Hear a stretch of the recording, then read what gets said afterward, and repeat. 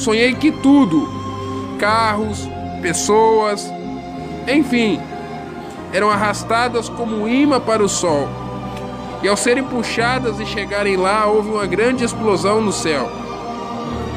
A segunda visão foi em janeiro de 2019, quando eu sonhei que uma nuvem negra descia na beira da praia no corpo de um rapaz judeu.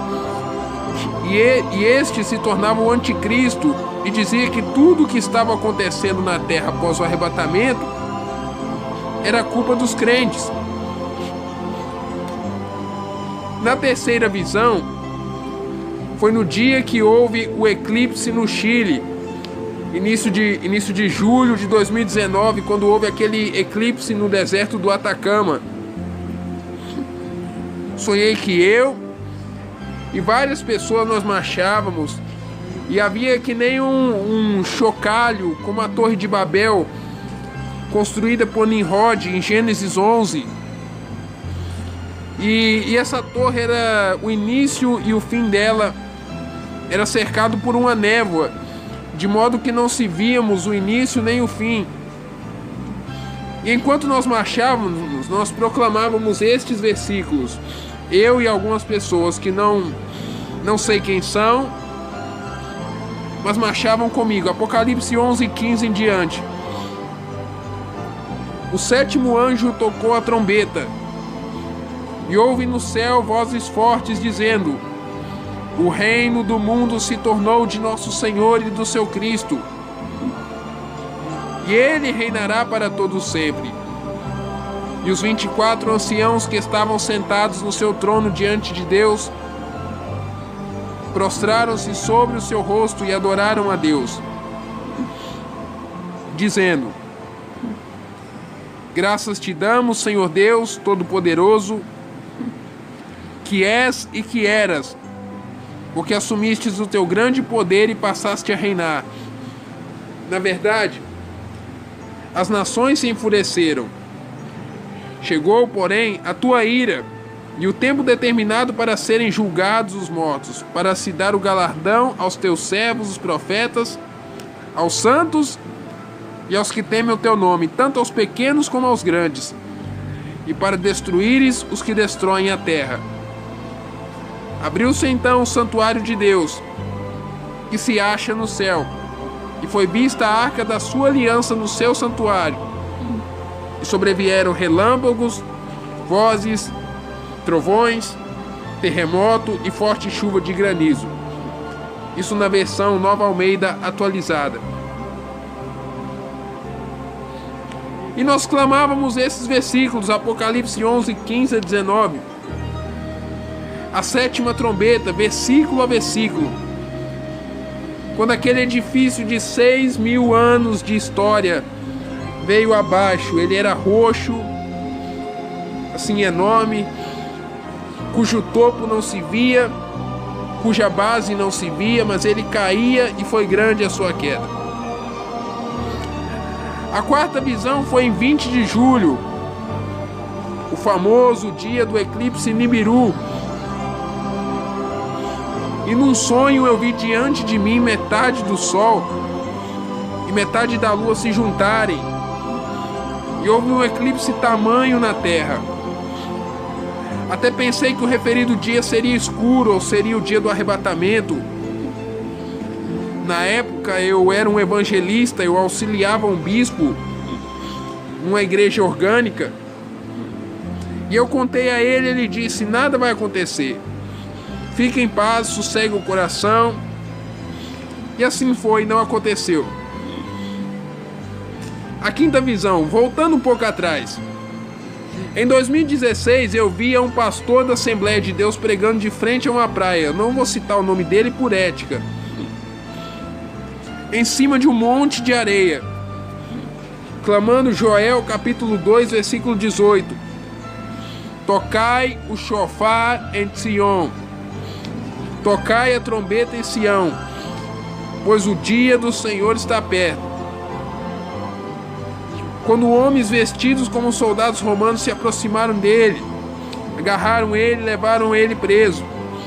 E ali eu entendi que estava simbolizando a perseguição contra a igreja. E eu passei a perceber que nesses tempos, principalmente com essa questão do coronavírus, de estar se alastrando, das igrejas terem que fechar, isso é o começo da perseguição contra a igreja. Os irmãos já conhecem algum testemunho aqui no canal, mas eu vou relatar uma pincelada de algo que eu já contei em uma visão, que eu via pessoas correndo pelas estradas, se refugiando nas montanhas, nos matagais, fugindo dos governos. A sexta visão. Também em 2016, no inverno, eu vi uma mulher que dançava como uma prostituta sobre uma barra de ferro. E quando essa mulher cruzou uma barra semelhante a uma barra de balé, aquelas barras de balé, quando ela deu ela virou um salto mortal, e quando ela caiu do outro lado, caiu um véu branco sobre a cabeça dela. E ela citou João 8,12. Só que ela não citou o versículo completo. Ela apenas disse: eu sou a luz do mundo. Mas o versículo prossegue dizendo: quem me segue não andará em trevas, mas terá a luz da vida. Não citou o resto, simbolizando ali a igreja enganadora. Lembre-se que o inimigo citou metade do versículo para Jesus. Ele não citou o versículo completo. Toda pregação que cita versículos isolados, metade de versículo, e não cita o versículo completo, está enganando as pessoas. Muito cuidado. Estude a Bíblia no seu contexto e peça revelação e discernimento do Espírito Santo. A sétima visão, para mim, é a mais marcante no meu ministério. Em 2011, no domingo, eu preparava uma saudação para o culto. Para quem me conhece, sabe que eu sou de um lar assembleiano. Eu preparava uma saudação para o culto daquela noite. À tarde, em casa, ainda não tinha Android, não tinha essas coisas, a gente tinha mais tempo com Deus. Quando eu ouvi um anjo tocando um chofar, eu não vi o anjo, mas eu ouvi aquele som. Não vou imitar aqui, até porque para o judeu é um sacrilégio você imitar o som de um chofar. Por cerca de 1 minuto. Eu pensei, meus amados, que fosse o arrebatamento. Pensei ser o arrebatamento. Levantei, depois que eu terminei extasiado daquela visão, eu levantei, corri para os meus pais, corri ali, contei. Disseram: tá louco, é coisa da sua cabeça, enlouqueceu, tá maluco, agora tá doido de vez. Enfim, 7 visões. A oitava, e creio que é a mais importante, foi o dia que eu vi o nosso amado Senhor e Salvador Jesus Cristo e ouvi a voz de Deus.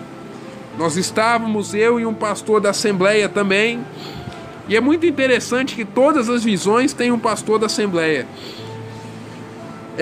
Nós estávamos construindo uma igreja e aquele pastor disse assim: eu vou ali buscar a palavra de um profeta, uma confirmação profética de que essa igreja vem de Deus. E todos os sonhos que eu tenho acontecem muito rápido, são curtos e impactantes.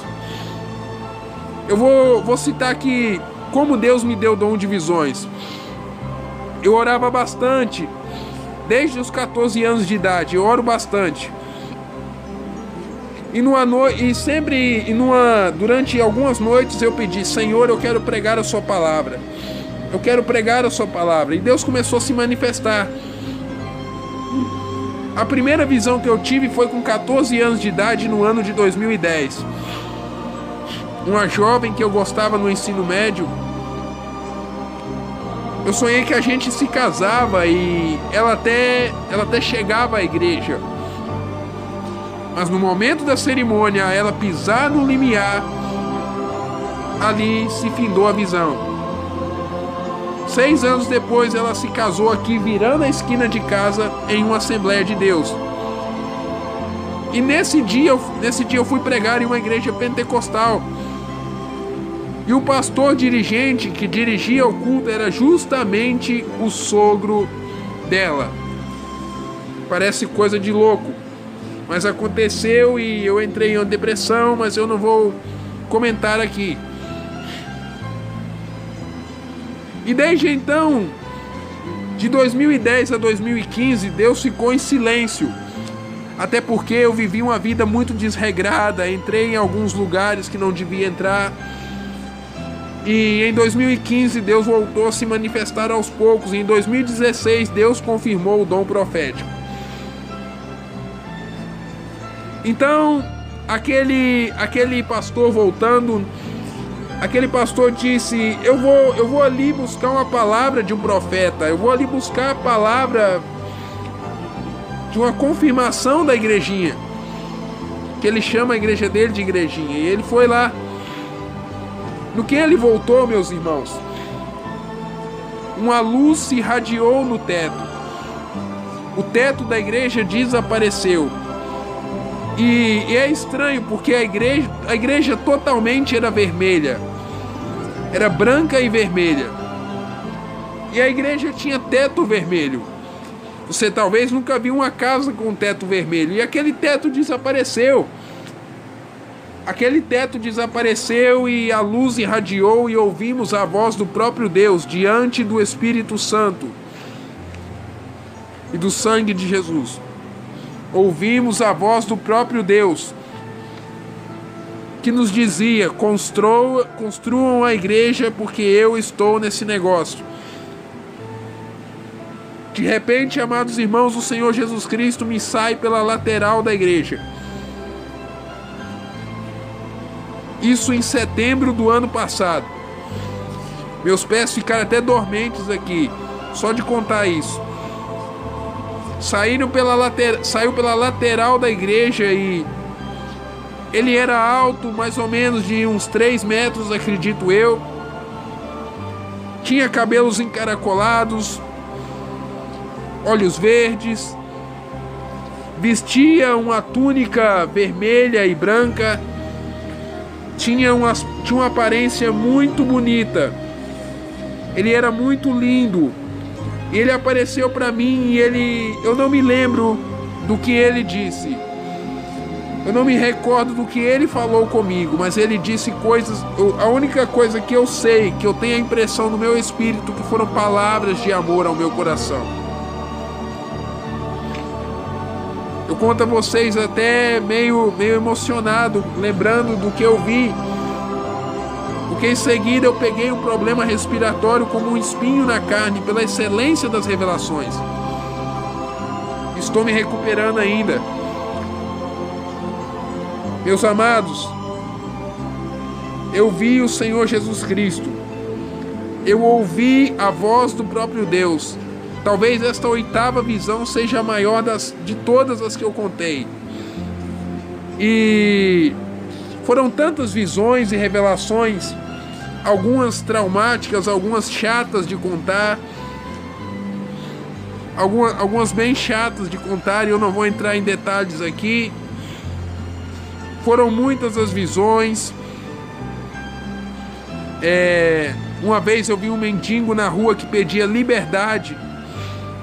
Ele falava comigo: ora por mim, ora por mim. E eu falava: o que você fez? Ele falava assim: eu quero liberdade. E aquele mendigo entrou por uma porta e saiu. E foram muitos sonhos proféticos. Eu vi o furacão Irma uma semana antes de acontecer. Uma conhecida pegava o avião para Porto Rico e em seguida para Bahamas. Uma semana depois aconteceu o furacão Irma, devastando Porto Rico e em seguida Bahamas. E depois o furacão Maria. E sinais captados pelo meu celular. O meu celular, um dia, depois de muita retaliação, após uma oração de explosão de milagres, gravada ao vivo, e tem essa oração arquivada. Eu terminei essa oração e o Senhor me deu a seguinte direção: vá para o centro da cidade. Eu moro a 8 quilômetros da cidade. Eu peguei o ônibus, peguei um dinheiro com a minha mãe, peguei o ônibus. E no caminho a inspiração profética veio sobre mim e algo me disse: bata uma foto.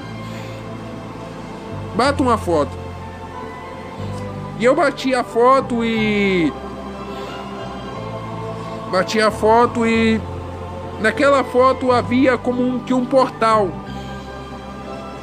Mas ela tinha duas faces. Ao mesmo tempo que ela tinha a aparência de um portal, e o Senhor me deu uma palavra em Apocalipse 4:1 que dizia: sobe aqui e mostrar-te-ei as coisas que depois dessas devem acontecer. Também foi vista uma caveira. Eu não estou brincando com os irmãos, mas o Senhor, cerca de 1 mês e meio antes do coronavírus que agora está acontecendo aparecer, Deus me mostrou nos céus. Está captado na câmera do celular uma foto semelhante a uma caveira com boca e olhos. Deus me mostrou a mortandade que viria. E a palavra diz em Amós 3:7 que certamente o Senhor Jeová não fará coisa alguma sem revelar o seu segredo aos seus servos, os profetas. E agora estamos vendo aí esse vírus alastrando o mundo. Um conselho e uma orientação profética. A igreja deve se mobilizar em oração e palavra profética. Provérbios 18:21 diz que a morte e a vida estão no poder da língua, e aquele que a ama comerá do seu fruto. Não é tempo de choramingar, é tempo de criar vida pelo poder da palavra. É tempo de criar vida. Um profeta de Deus do passado, ele criou esquilos com o poder da palavra. Podemos criar saúde. A saúde não está na vacina, a saúde está na sua boca. Você pode criar vida pela palavra. Jesus está voltando. Deus fala assim comigo desde que eu me converti em 2010. Foram várias as visões, mas deixo essas 8 aqui como testemunho para vocês. Jesus está voltando, igreja. Não há mais tempo para brincar. Não há mais tempo para reteté. Não há mais tempo para pulação. Não há mais tempo para macumba gospel. Jesus está voltando e não há tempo para brincadeira. E eu quero terminar aqui com Apocalipse 10, 5-7, que diz assim: e o anjo que via estar sobre o mar e sobre a terra levantou a mão ao céu e jurou por aquele que vive para todo sempre. Amados, houve uma queda aqui, mas terminarei o testemunho lendo Apocalipse 10, 5-7 e dando uma breve saudação no final. E o anjo que via estar sobre o mar e sobre a terra levantou a mão ao céu e jurou por aquele que vive para todo sempre, o qual criou o céu e o que nele há, a terra e o que nela há, o mar e o que nele há, que não haveria mais demora, ou o tempo não é mais, mas nos dias da voz do 7º anjo, quando tocar a sua trombeta, se cumprirá o segredo de Deus, como anunciou aos profetas, seus servos. Amados e queridos irmãos, essas foram 8 visões que o Senhor Jesus me deu. 8 visões fortes, chocantes, que o Senhor Jesus me deu. E eu não brincaria com isso. Eu tinha até um certo temor de trazer essas visões a público, um certo medo de retaliações. Mas quem é espiritual entenderá, e quem for carnal será ignorado. E eu só deixo essas 8 visões como testemunho e deixo um alerta. Jesus está voltando, igreja. Não há mais tempo para brincar. O tempo não é mais. A igreja vai passar pela grande tribulação. A igreja vai passar pela peneira. Se está apertado, ainda apertará muito mais. E Romanos 9:27 diz assim: ainda que os filhos de Israel sejam como a areia do mar, o remanescente é o que será salvo. Deus salvará os seus 7.000, que não se dobraram a Baal, a idolatria, as coisas deste mundo, e toda boca que não beijar pela idolatria, seja ela idolatria católica ou a idolatria evangélica, a ídolos, gospel, cantores, pastores, levitas, coisas que não existem na graça. Coisa que não existe, levita, na graça. Jesus está voltando. E eu termino com a saudação que o Senhor Jesus deixou ali em João 20:19. Paz seja convosco. Meu nome é Jonathan Ricardo Dias. Sou cooperador no Evangelho de Cristo.